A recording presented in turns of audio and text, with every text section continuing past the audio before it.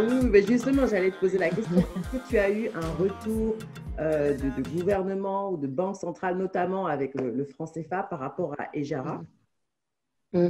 Ben écoute, on a eu une excellente nouvelle dernièrement. J'ai reçu mon agrément de conseil en investissement financier de la part de la COSUMAF, qui est l'organisme de régulation de la zone CEMAC.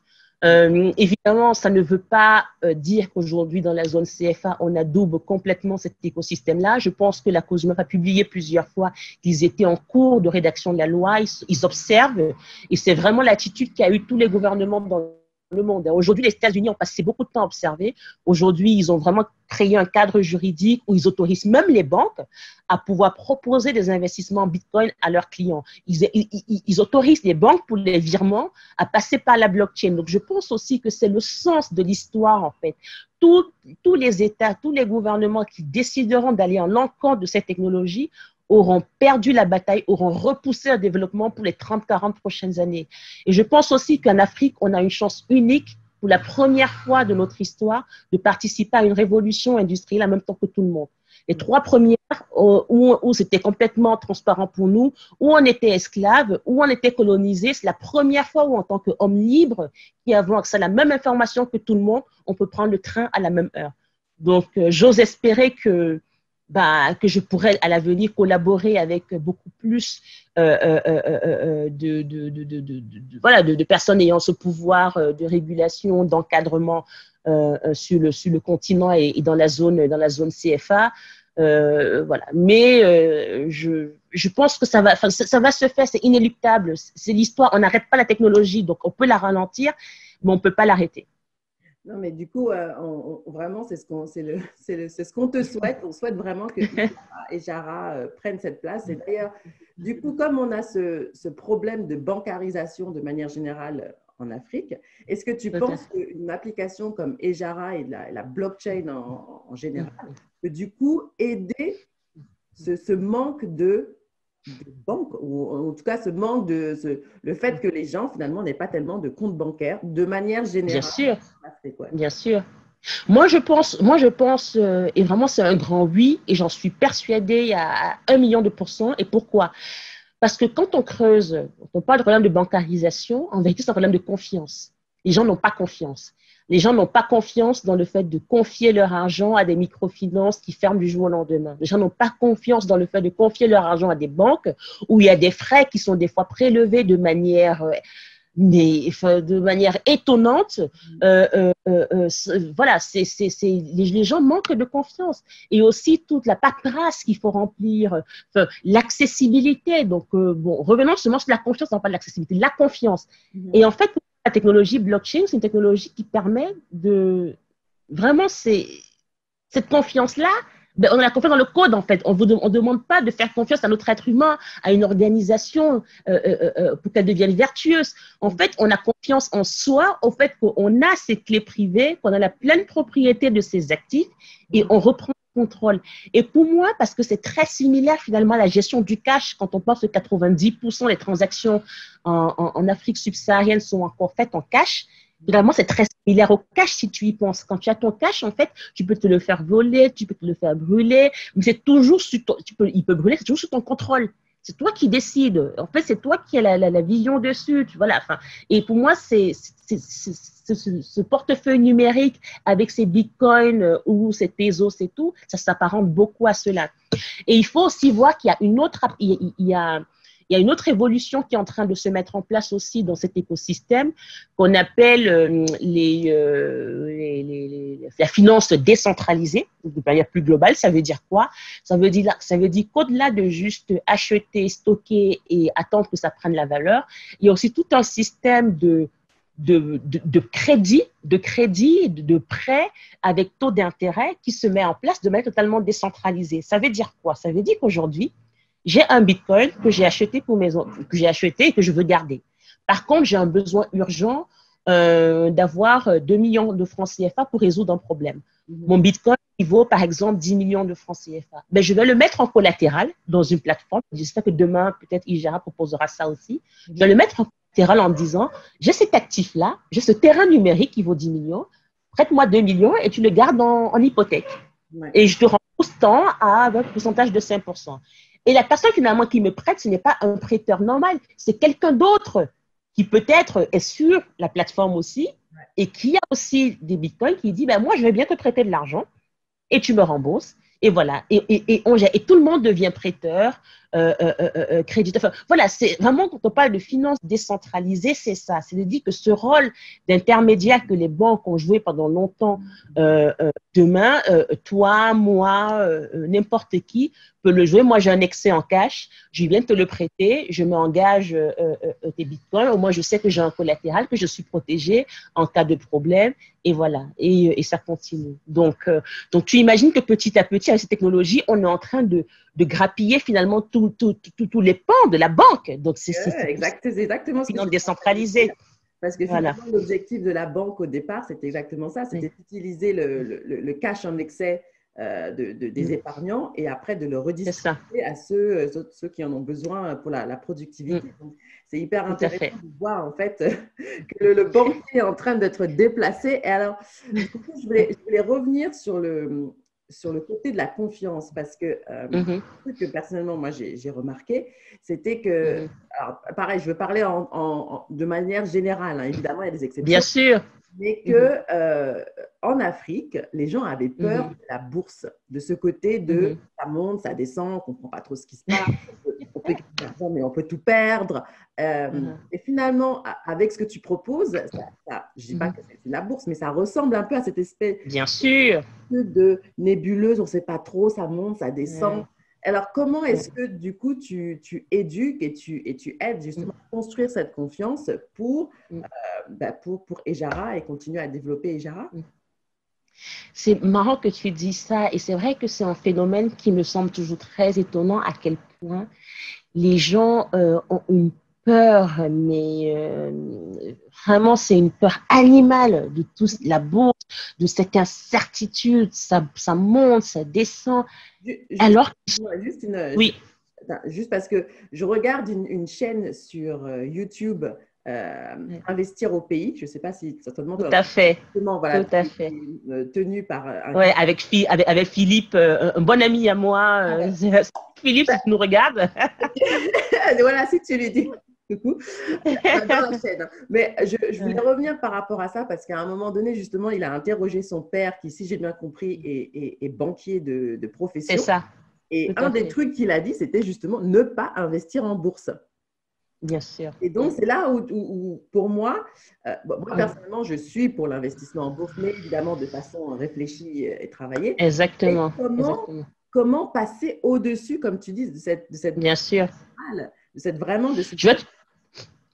vais te répondre de plusieurs manières. La première, c'est de dire les gens ont peur de la bourse, peur de cette volatilité, mais en même temps, ils sont capables de prendre des fortunes et de prendre des crédits astronomiques et de confier leur argent à des personnes, à des institutions qui leur promettent des retours sur investissement délirants et qui, depuis 20 ans, on a scandale sur scandale qui nous montrent que c'est des Ponzi.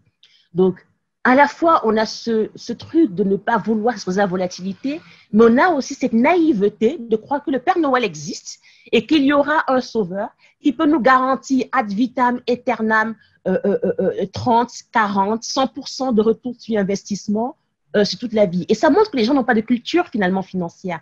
Parce que quelqu'un prendrait juste un fichier, une calculatrice, et verrait que si quelqu'un peut te garantir 30, 40, 70, 100% de retour sur investissement chaque année, pourquoi il a besoin de ton argent? Parce qu'il commencerait avec 100 000 francs CFA. Honnêtement, au bout de 2-3 ans, il est multimilliardaire. Pourquoi il a besoin de ton argent? Pour en faire quoi? Ça, c'est la première chose. La deuxième chose, quand on parle d'investir, attention, l'investissement, souvent on dit toujours, il ne faut investir que ce qu'on peut perdre. La deuxième chose, il faut diversifier ses investissements. On y est encore, que ce soit la bourse ou les crypto-monnaies, des actifs volatiles. En général, il faut y mettre entre 1 et maximum 10% de son épargne disponible. Vraiment. Donc, on n'est pas en train de dire que si vous avez vous faites, je ne sais pas, 100 000 francs ou 50 000 francs d'économie chaque mois, il faut les mettre dans le Bitcoin. Il y en a qui le font, mais c'est ceux qui connaissent très bien la technologie et qui sont capables d'absorber ce risque-là. Combien de gens le sont? Très peu. Vous avez 50 000 francs disponibles, ben, mettez 100 000 francs tous les mois. Mettez 5 000 francs tous les mois en capitalisant sur l'augmentation de la valeur. Et pour conclure, je dirais, la volatilité, finalement, souvent, on l'observe quand on regarde à l'aune d'une semaine, d'un jour, d'un mois. Mais il faut regarder la trajectoire linéaire de l'actif sur plusieurs années.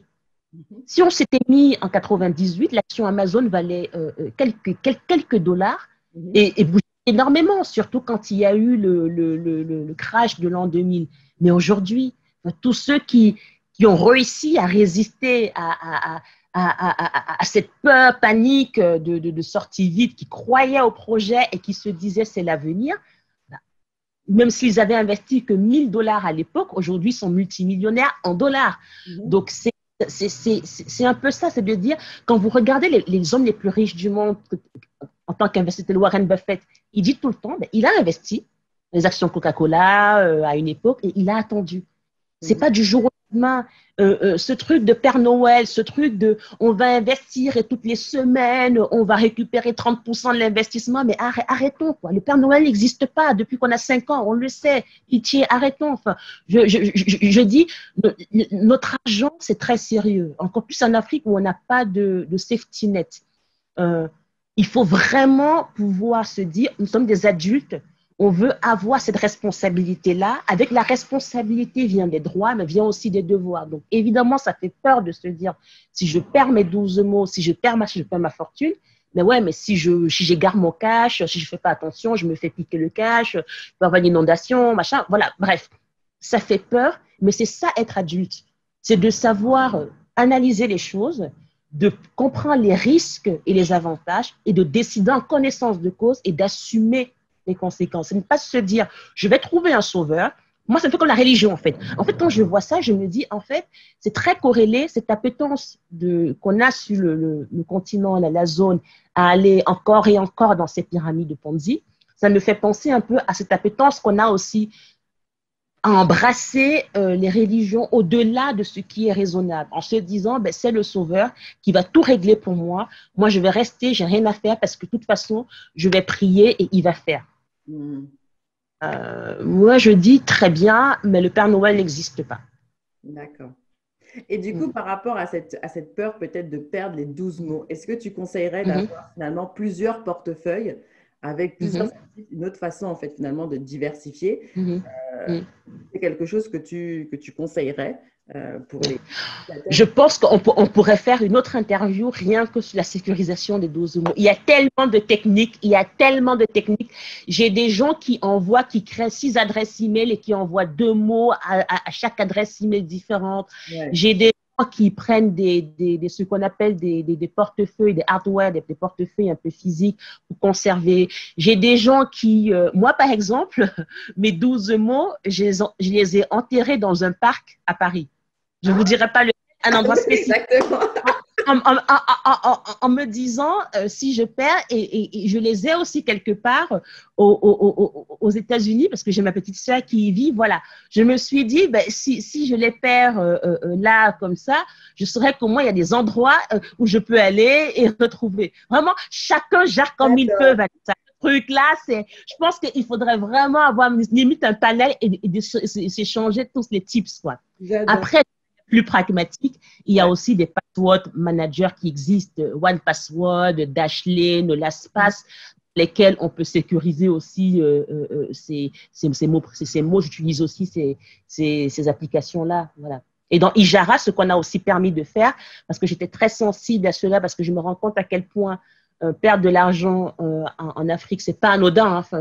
Vraiment, on travaille beaucoup. Souvent, on a l'habitude. Souvent, malheureusement, les élites disent les pauvres, ils n'ont qu'à travailler plus pour gagner plus. Non, moi, j'ai vu, les pauvres travaillent beaucoup plus. Les pauvres travaillent beaucoup plus que les autres. Ils travaillent tellement, et c'est tellement injuste ce qui se passe que pour moi, ça me vénère si je me dis que quelqu'un en Afrique a perdu ses sous, parce que je sais à quel point ces gens travaillent dur. Donc, ce qu'on a développé, en fait, on a mis en place un système qui permet de sauvegarder de manière encryptée ces 12 mots, soit sur Google Drive, soit sur Dropbox, et on continue à rajouter. On est aussi en train de tester, d'auditer un contrat intelligent sur la blockchain qui permettra aussi de sécuriser là. Donc, en fait, c'est aussi une obsession que j'ai. J'ai 2 obsessions en faisant Ejara. C'est cette sécurité, privacy. C'est le fait de faire en sorte d'aider les gens à ne pas perdre leurs mots. Et c'est aussi de comment gérer la transmission. Si quelque chose arrive à la personne, comment gérer le fait que ses enfants, ses proches puissent être alertés, puissent y avoir accès, s'il n'en a pas parlé. Voilà, j'ai pas encore résolu cette équation-là, mais vraiment, puisque moi je dis, Ejara, c'est là pour vous permettre de construire votre patrimoine et de le grossir et de le transmettre. Donc, cette partie transmission, il va falloir que je m'y attaque de manière beaucoup plus forte dans les mois, les années à venir, pour permettre à ces mamans qui investissent pour leurs enfants, quoi que ce soit, que les enfants puissent y avoir accès sans problème. D'accord. Non, j'adore l'idée du parc. Tu sais, je vois le truc comme un film, genre avec une treasure map, donc une carte de trésor. T'as vu? Il faut résoudre des énigmes. J'adore. On pourrait en faire un film. Du coup, ça me... Ben ouais, t'as vu. Et tu sais, comme artiste, moi, j'ai un copain qui est peintre et en fait, qui a réalisé une toile dans laquelle il a caché ses 12 mots.